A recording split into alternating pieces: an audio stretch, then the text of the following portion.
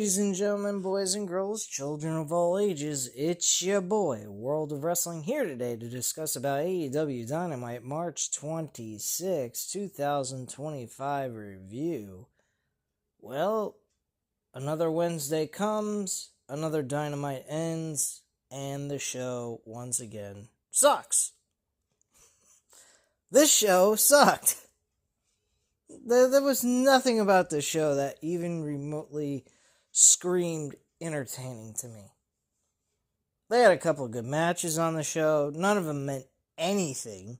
You had Takeshita facing Mark Briscoe. Why is that even occurring on my television?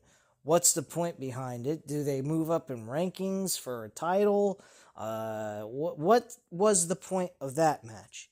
Our main event of the night was watching women's tag team wrestling and the women's world champion suffering an L in a tag team match with Toni Storm and Thunder Rosa versus Bane and Penelope Ford.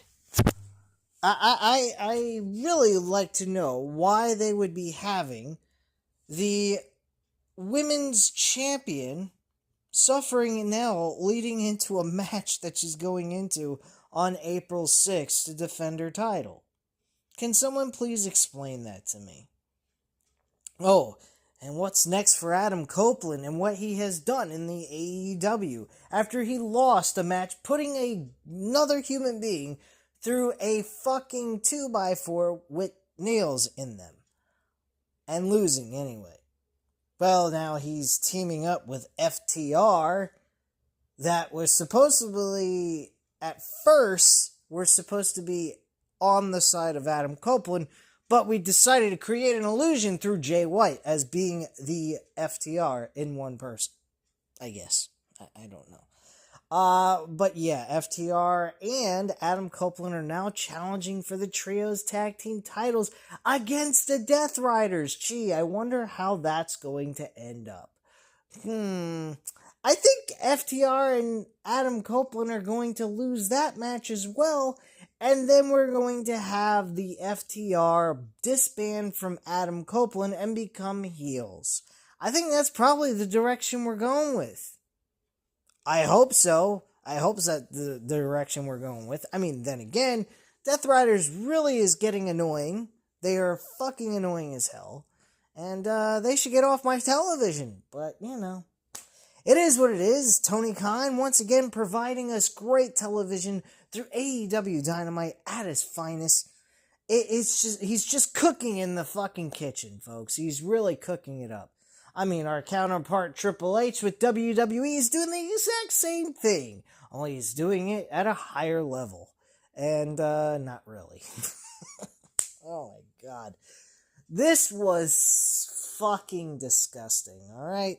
There's nothing about this show that's remotely worth talking about, but I'm going to try to get through this as quickly as possible because I got a lot better things to do than sit here and discuss with you guys about a company that doesn't seem to give a shit about its audience or anything they're doing. Because quite frankly, you can clearly see that. The only thing I liked about this show tonight was MJF and Swerve Strickland with Jon Moxley, but then again, anything with Jon Moxley these days has been absolute garbage, so you can't really go based off of just name value alone. But let's get into it as soon as I can find it. Hold on one second.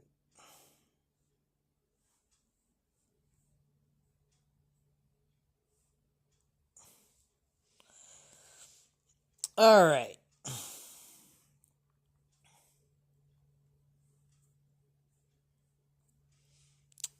Give me one moment.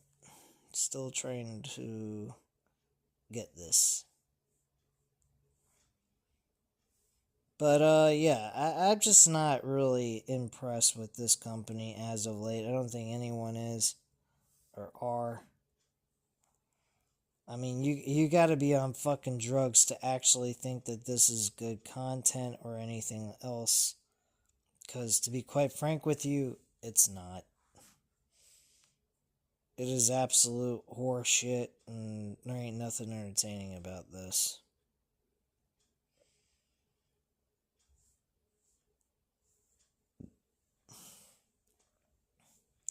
But let's go over it. Anyway, so we're greeted with the same old shit. It's Wednesday night. You know what that means. Blah, blah, blah, blah, blah. We open the night with a non-title match with AEW International Champion Kenny Omega versus Blake Christian. An enhancement talent has been working on the lower levels of AEW, such as like Ring of Honor and Collision, which nobody really watches, so who fucking cares? Soon enough, nobody will be watching this product while you fucking hype up the fact that you are the longest running wrestling promotion to do it longer than WCW on Ted Turner's television stations. Big fucking whoop-de freaky do. You don't wrestle in the same size arenas as they do. You don't pull in the same numbers that they did. You don't do anything close to what they've done. WCW is pulling in over 3 million fucking viewers on every Monday night. Guaranteed. Without blinking an eye. Not to mention in their worst fucking days.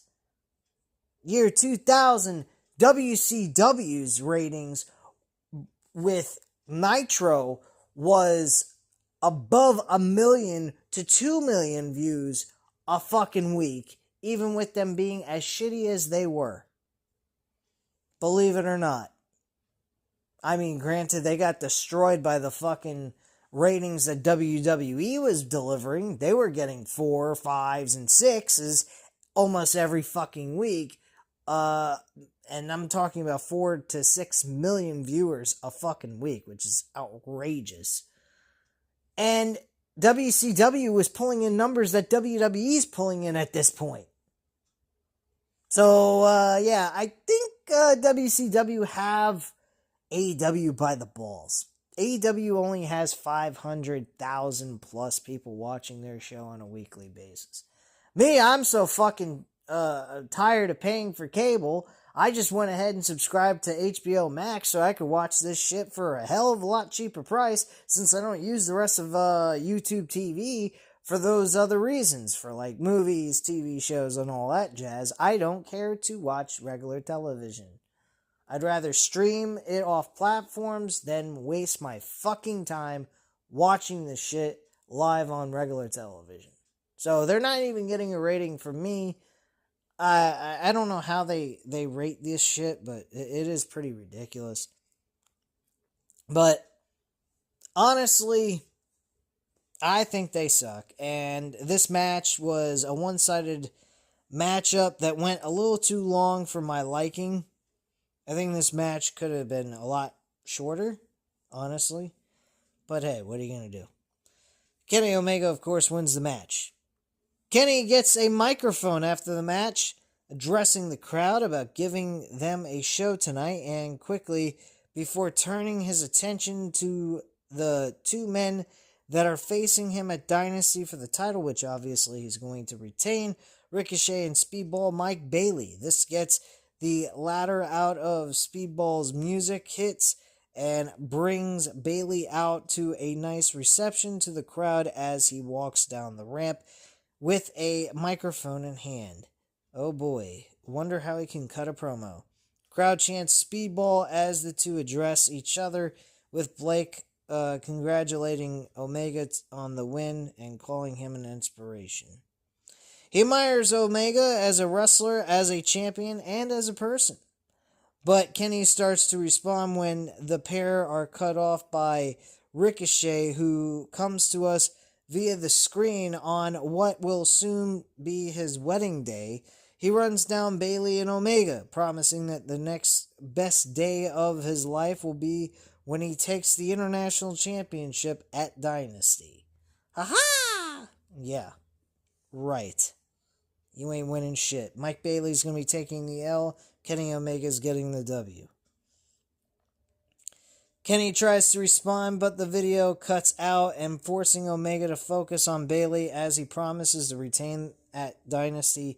He welcomes Mike Bailey to AEW and wishes he could talk more, but he bids him adieu, and so good night, mwah, and goodbye. Bang! Omega's music hits as we take a look back at Collision and the confrontation between Bandito, Chris Jericho, the latter dealing with a rowdy kid in the front row, which actually, by the way, guys, if you have not checked it out, it is very funny. I would recommend going to see it on YouTube, and it is pretty fucked up that a little child, a female little girl with amazing abs, by the way, or maybe it's a male, I'm not sure, who knows these days, gives him the bird, shows off his abs, and then tells fucking Chris Jericho that he is a bum who doesn't know how to exercise anymore. Jericho says, "How do you have abs like that?" And the kid looks at him and goes, "I exercise, I work out, unlike you." I'm like, what the fuck? I'm like, damn, is this a kid is this a grown person in a kid's body or something? Like, what the hell am I watching here? This is crazy. Shit. But anyway, Jericho goes on to do a challenge to Bandito for his mask, and his title would be on the line in exchange for his mask to come off if he lost. Jericho also leaned into Big Bill and Brian Keith. He wants them to go ahead and improve and show that they are deserving to be along with Chris Jericho and start becoming more successful. So their mentality is, let's go after the tag team titles, which they won't even have a chance of winning with Bobby Lashley and Shelton Benjamin as champions. Okay. We head back to ringside as MJF comes out to a chorus of boos. Of course he does, and they love him so. He enters the ring, running down St. Paul crowd before calling MVP out to give him the answer he's looking for. MVP comes out to the crowd chanting, "We hurt people," before entering the ring. I know that was off course, but fuck off. Just kidding. MJF compliments MVP on his cane before talking about the promise he made himself after dealing with Adam Cole of not doing friends again. But he knows MVP doesn't do friends either. He does business. He tells MVP that he wants to be in the business of hurting people, and he extends a hand, but before MVP can shake it, the Hurt Syndicate music plays again once more as Bobby Lashley and Shelton Benjamin step out. The tag champs enter the ring, and Bobby extending a hand, but not for a handshake, instead telling him to hand over the card. MVP looks shocked by this as MJF hands the card to Lashley, and the champ tears it in half. MJF says they can do this right now, but backs off when he's shown a fist by Lashley as MVP tries to insist they're cool, that everything is cool. Obviously, it's not. MJF doesn't seem to think this is cool as he leaves the ring and goes back up the ramp, and out comes Big Bill and Brian Keith, challenging the Hurt Business, I made a whoopsie. I mean Hurt Syndicate, not Hurt Business. I mean, it's pretty much the same fucking thing. They just changed the name Business to Syndicate. So they pretty much challenge them at the end of all this for the tag team titles, but the MVP says, you know what, how about you guys start winning some matches first and then we can talk. Sounds like great storytelling right there. We head backstage as Thunder Rosa and Toni Storm address their tag match later tonight, as well as Rosa's interest in challenging for the title she never officially lost. Storm insists they need to focus on their opponents tonight, as Megan Bayne and Penelope Ford are told to look out for the team of Thunder Storm. Wow. What a fucking name. Back at ringside, Brody King makes his way out for our next contest. Don Callis accompanies Kyle Fletcher to the ring. We get Kyle Fletcher and Brody King. Good match, but I got one question. What's the fucking point of this shit? Where are we? What does this match went on for almost 30 minutes, 20 minutes probably. Kyle Fletcher ends up winning the match, and I'm just scratching my head going, good match, but what is the purpose of this? Are we padding Kyle Fletcher's record? Are we building a story between Kyle Fletcher and Brody King? What the fuck are we doing here? Because none of this shit made any sense. You put these guys through a good match with no story. No build towards it. I got one question. We got Dynasty coming up on April 6th. I may buy this pay-per-view even though I'm not talking very highly about it. About the company itself. But, yeah, let's see what we got here for the pay-per-view thus far that's been announced. Because I honestly don't think this has got too much going on. And they go 4 hours straight. Alright, so we got a 3-way match for the International Championship. Moxley defending the title against Strickland. Toni Storm defending her women's title against Megan Bayne. And now the Death Riders defending the trios titles against Copeland and FTR. What the fuck? We got 4 matches. 4 matches to watch so far. And the rest of it's all going to be last minute. Half or more than half of the card is going to be made last minute rush with no story. What are we doing here? What the fuck is this? Or maybe Tony Khan is going to book one more match and it's going to be a 3-hour show instead of 4. I mean, I'd greatly appreciate that, Tony Khan. It would be immensely appreciated if you went for 3 hours for these shows instead of 4. Unless it's like All In or Double or Nothing. You know, something like that. I'm okay with doing that. But you're talking about fucking Dynasty and you only have 4 matches announced so far. You probably are going to have 9 matches total, so you got another 5 matches to go. And the last episode is next week for our go-home show. And we got nothing booked else but these 4 matches. What the fuck are we doing with this pay-per-view, really, guys? Like, what's going on here? To me, this does not seem like a happy, a good way of conducting business and getting pay-per-view buys. This is shit. I don't know where the fuck these guys are coming up with this shit, but they need to do better. And I mean fast. It's like they're just going out there and they're just, here's episode, here's a television episode, take it. We're not going to try though, don't worry about it. We don't need to. We got Ted Turner's money, we're good. We're doing fantastic. We're in great shape now. We got all the money we could possibly ask for until, you know, Ted Turner's Time Warner goes ahead and tells him to go hit the bricks. Warner Brothers, whatever you want to fucking call them.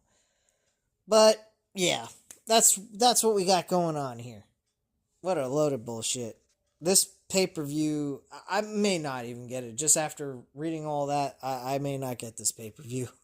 Now, after the match was over and Takeshita won, thanks to the help of Mark Davis as well, Callis enters the ring to celebrate with Takeshita as we cut to response from the Death Riders who insist they are challenging FTR to survive the Death Riders. This seems to confirm the World Trios title match as we get a graphic for our main event coming up next.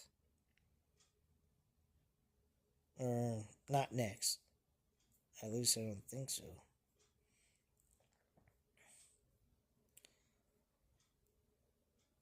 Oh, I'm sorry, guys. I apologize. My phone re-uploaded and then skipped almost everything else, and I thought I was at the correct spot. I was talking about Kyle Fletcher and fucking Brody King. So after the match, Fletcher celebrates the win before he and Davis go after Brody King until music of Powerhouse Hobbs stops them in their tracks. Hobbs comes running through the crowd to intercept the family in the ring until King sends Fletcher out of the ring with a clothesline as we get a graphic indicating Hobbs versus Davis is up next. Mark Davis, Powerhouse Hobbs match was okay, I guess. Powerhouse Hobbs, though, wins. Don Callis makes his escape from commentary as Hobbs leaves the ring, heading up the ramp and to the back. We go backstage to hear from the Patriarchy group as Nick Wayne addresses costing Cope the world title match last week, as well as his issues with the Patriarchy himself.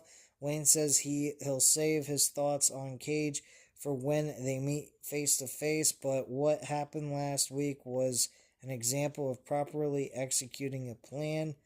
He said that he is understanding, I believe he said, he's understanding where Christian Cage was coming from and what his plan, what he was trying to do and accomplish, and I don't see it. Nothing what he said there made any sense, but he's going to tell Christian Cage what he thinks next week.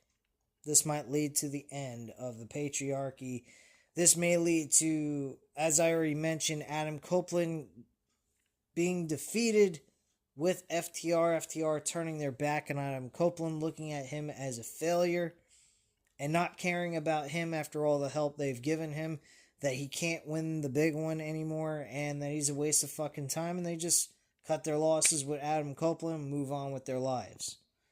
This will eventually lead, I believe, to Christian Cage and Edge becoming a tag team and probably being the team that beats the Hurt Syndicate for the tag team titles at All In, maybe.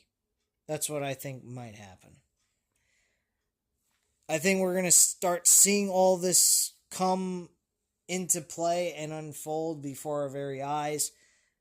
By Dynasty, I think we're going to see Adam Copeland be removed from the FTR group. They're going to move on with their lives and go do their thing and tell Copeland to go shove his shit up his ass. They're done with him and turn heels.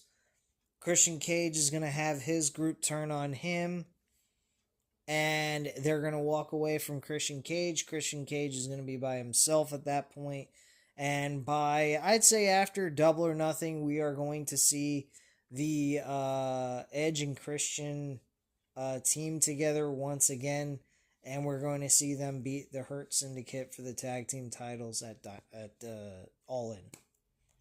That's what I think is going to happen. As fucking nutty as that sounds. You all probably think that's a terrible idea, and I would agree with you, but I think that's the direction they're going to go. I mean, like, what the hell is the Hurt Syndicate going to do with the tag team titles? Nothing. Bobby Lashley and Shelton Benjamin are not a true tag team. They know nothing about tag team wrestling together. They're just lumped together because they don't have a legit tag team in their group, and neither one of them are going to see a title right now at this point on their own, so put them together, have them win the tag team titles, and there you go. They got gold around their waist.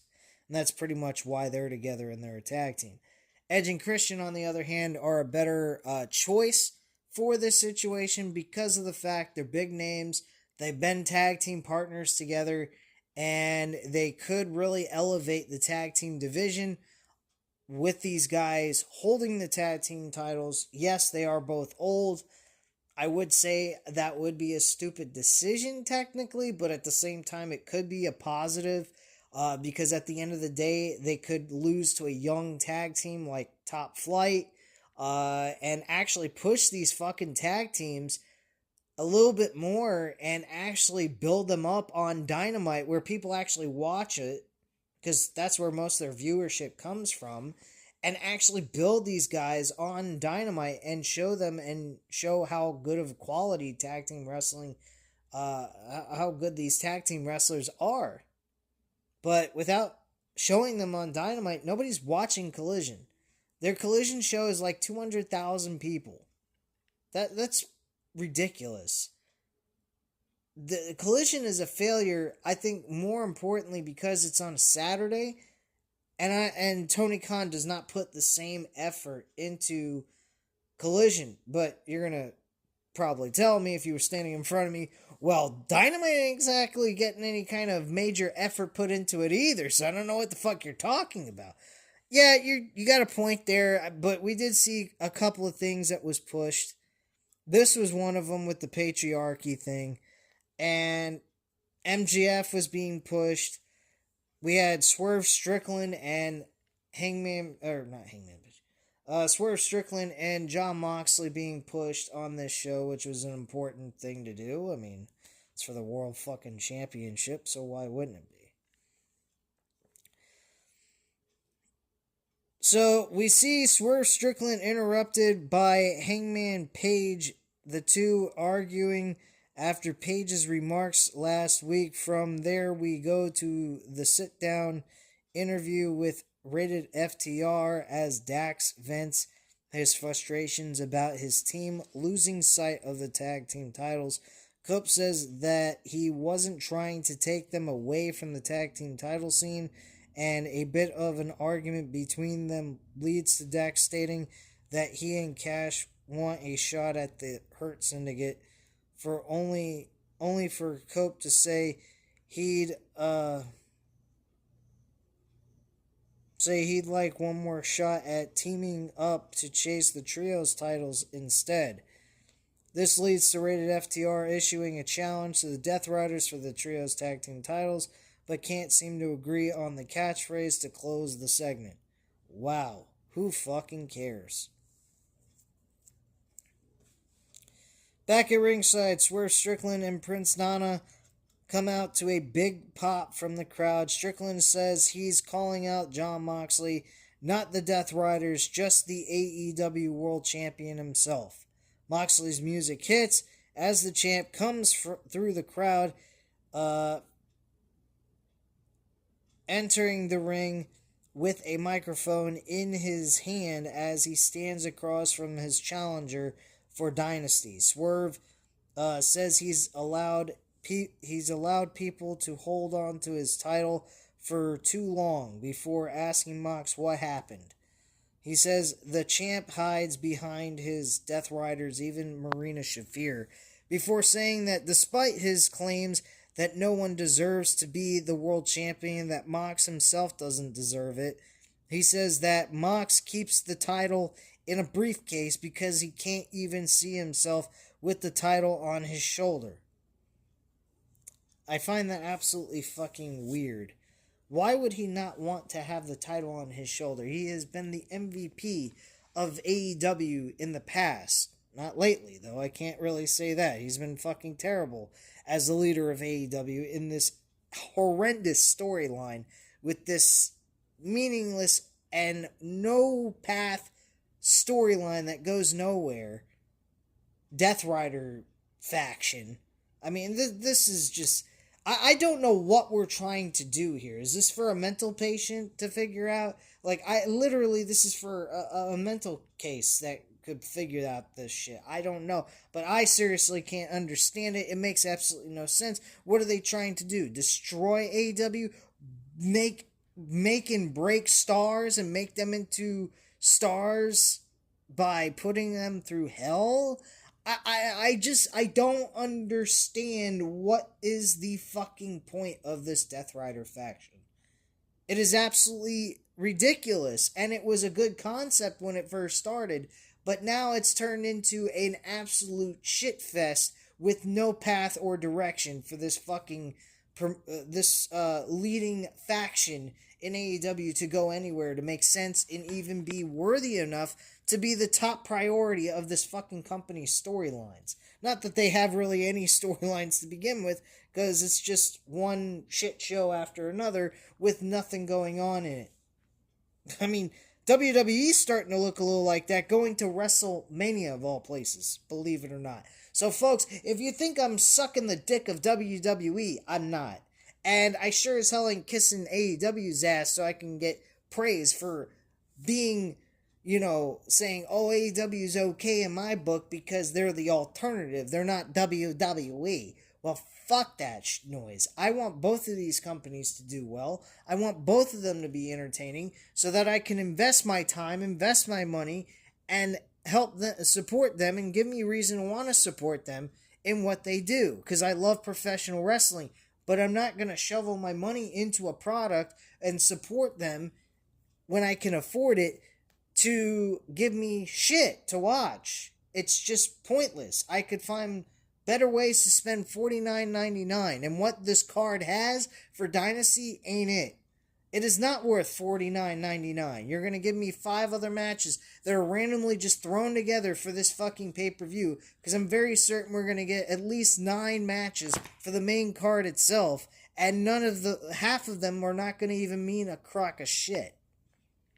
And the other 4 don't even really have that all much story going into it to begin with. So what are we fucking doing here? It's asinine to me. So, Strickland continues, asks the champ how his back is doing before saying that everything he needs to be focused on is in front of him right here and now. The crowd reacts according to the sight of Claudio Castagnoli standing behind Prince Nana, who looks more than a little nervous to turn around and face him. Mox says they're all chilling before saying that Dynasty isn't about him. It's about Swerve versus Swerve. Who is Swerve really? What is he really? Mox knows he knows exactly what Strickland is and what he can be. He had high hopes for Swerve, but has been a disappointment. He says, he says he's been a disappointment. He says Swerve has a chance to prove himself at Dynasty when he gets to ask himself, how far is he willing to go to become champion? There are plenty of questions for him to ask himself, but ultimately he will suffer come April 6th. Mox expresses his anger toward the way the company has been run as of late. Yeah, we're feeling the same thing, and you're definitely part of the help on that, of making the show absolutely fucking terrible to watch on a week-to-week basis, with your terrible storyline that means absolutely fucking nothing. I mean, really, it means absolutely nothing. We're gaining nothing from any of this. Like, seriously, get your shit together. Like, what the fuck are you doing? We definitely deserve better from this company. We put a lot of time, we put money into this for the people that actually donate their money to this company for pay-per-views and all that shit, and you're going to give us this kind of garbage. I just don't get it. I really don't.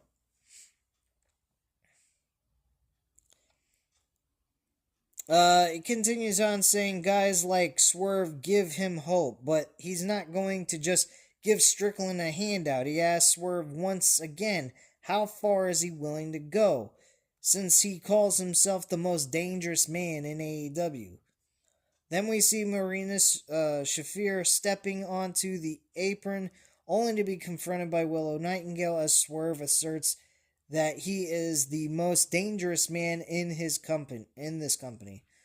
When he takes the title at Dynasty once again, Jon Moxley can continue to play that role on TV. Both men drop their mics, staring at each other as the Death Riders finally back off. Mox leaves the ring, escaping to the crowd with the Death Riders until Shafir rushes at Willow to pull her off the apron. The two women traded strikes until Claudio pulls Shafir away, and the Death Riders leave through the crowd as Swerve's music hits. Backstage, Shibata has commandeered a camera as Samoa Joe talks to Hook about messing around with Max Caster, who we see talking to Top Flight and AR Fox about going solo just like he has.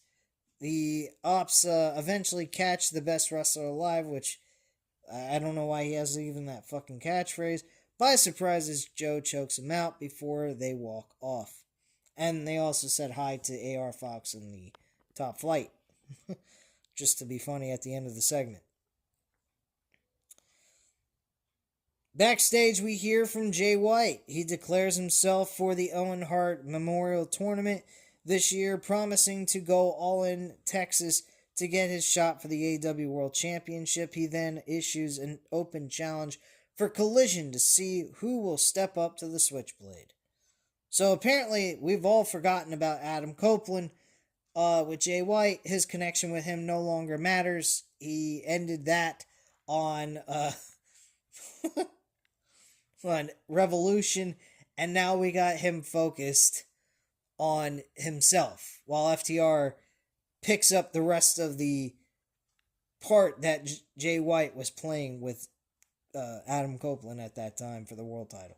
Makes all perfect sense, sure. Back at ringside, Top Flight heads out for our next match as Alex finally and Devo Wright are already in the ring before this match gets underway. We get Top Flight wrestling enhancement talents. They win the match very quickly. We get a video package of for Will Ospreay, who returns next week on Dynamite, and then head back to ringside for our next match. Out comes Mark Briscoe and Takeshita. Good match, but what was the fucking point of all this? Was there any point? Absolutely not. Takeshita wins the match. Callis enters the ring to celebrate with Takeshita as we cut to a response from the Death Riders, who insist that they will go ahead and accept the challenge and issue the challenge back to them. Will they survive? And no, they won't. Backstage, we see the Hurt Syndicate discussing MVP's offer to MJF.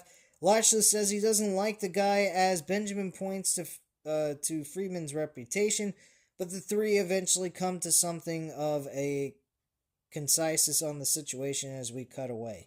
So pretty much the whole idea was MVP says, I get it, he's a businessman, he wants to do business with us, but we'll discuss more about it. But if you guys, after thinking about it and giving it a chance to settle in, if you guys don't see any reason to have him, I agree with you guys if that's what you want to do.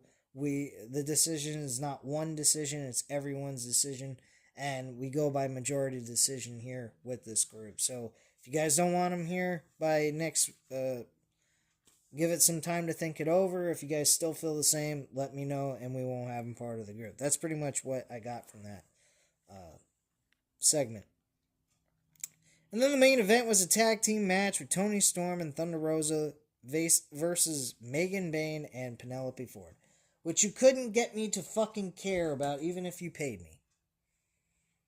Match absolutely sucked. It was boring as hell. Nothing was entertaining about it. And that's what we got for our main event. Again, for a second week in a row. A weak-ass fucking main event. With Megan Bayne, by the way, in it. We're hyping up Toni Storm. Are we trying to get Toni Storm and Megan Bayne as the main event of Dynasty? I sure as hell hope not, because this has been a fucking flop of a next match for Toni Storm's title reign for the second time. This has been absolute garbage. She loses, looks humiliated, and is defeated in definite fashion. She didn't really lose by a close pinfall finish, nothing. Megan Bayne beat her clean in the middle of the ring. In the main event. And the match absolutely was dreadful. I kept looking at my phone, seeing what time it was, looking at the scores on other sports games and shit, like hockey and basketball, and I'm just scratching my head going, I could have been watching the fucking New Jersey Devils beating the I forgot what team they were playing. Shows how much I give a shit about hockey. They were playing I believe it was one of the Blackhawks, Chicago Blackhawks. Yeah, they're pretty bad. Chicago Blackhawks this year have not been very good. They've been pretty bad overall. I have not been impressed with them at all. But yeah, like they played the Blackhawks. They beat the Blackhawks 5-3. And I mean, I'm looking at all these other games, and I'm saying to myself, I could be doing other things with my life. Like seriously, this is fucking sad. And I'm sitting here watching this shit. I don't know, man. I don't know what Tony Khan's snorting, what he's sniffing, whatever the fuck he's doing. He needs to get his shit fixed. Because there is no effort here. This is like dead to the water, man. There's nothing going on with this show, and there's nothing entertaining about it. So why do I even care to watch it? Real simple. There is no reason. But I cover it anyway because I have this channel. This channel is starting to slowly but surely grow. And I'm hoping by the end of the year I can get to at least 1,000 subscribers. I don't know if that's going to even be possible the way I've been going. Been here for fucking almost 10 years. Got 483 subscribers. That's because of lack of effort on my end. You know. But yeah, I'm definitely putting out more content than I used to, and producing like 4 to 5 videos a week, which is pretty good. And I'm trying my best, guys. I really am. I get burned out from my work. I want to have a life too, so you gotta understand where I'm coming from. But I'm trying my darndest to give you guys the best content I possibly can deliver. What I have. But I'm going to eventually start seeing about trying to have videos showing my face on these videos. And then eventually figuring out how to use my microphone into this tablet. Because this tablet works really well. And it's a great way of doing these streams and so forth. So I'm going to start eventually implementing. I think by WrestleMania I will go ahead and give you guys a actual not live, but an actual feature of showing my face on air like how I used to when I was going live, and give you those videos with some graphics and so forth, and putting a little bit more effort into these videos than I had before. But at this time, guys, you know what to do. Hit the like button if you liked the video. Hit the subscribe button if you're not already subscribed to the channel. And leave a comment down below. I'll definitely get back to you on that. Thank you guys very much for watching. And have a great night, guys. Bye.